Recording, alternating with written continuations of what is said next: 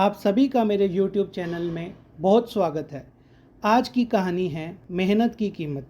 ये कहानी उस माता पिता की है जिनके दो बेटे थे। पिता सब्जी की रेहड़ी लगाते थे और माता लोगों के कपड़े सिलती थी।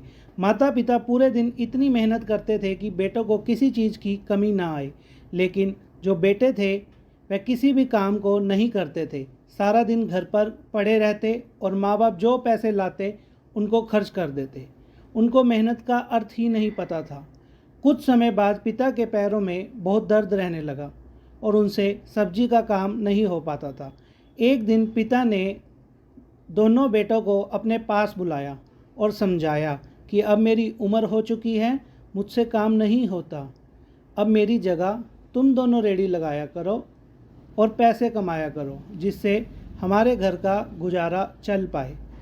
पिता के समझाने के बाद भी दोनों लड़के नहीं समझे और हंसी में बात ले गए।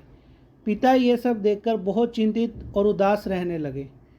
पत्नी से अपने पति की यह उदासी देखी नहीं गई। उसने अपने पति के साथ मिलकर एक तरकीब बनाई। माता पिता ने दोनों लड़कों को बुलाया और कहा, बेटा, तुम सब्जी बेचकर जितने पैसे लाओगे उतने पैसे हम तुम्हें देंगे। उदाहरण के लिए माता पिता ने कहा, जैसे तुम 500 रुपये कमा कर लाओगे तो हम तुम्हें 500 रुपये और देंगे। ये सब सुनकर दोनों लड़के बहुत खुश हुए और रोज़ रेहड़ी लगाकर काम पर जाने लगे। इस तरह वह रोज़ जाते और जितना पैसा वो कमा कर लाते, माता पिता उन्हें उतना पैसा और दे देते।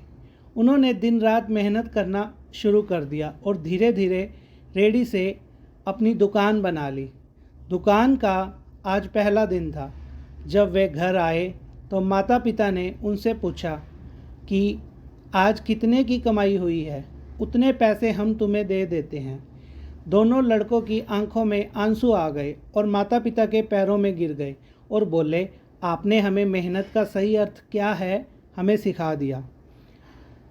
हमें समझ में आ गया है कि अगर ज़िंदगी में मेहनत करो तो कोई काम मुश्किल नहीं है।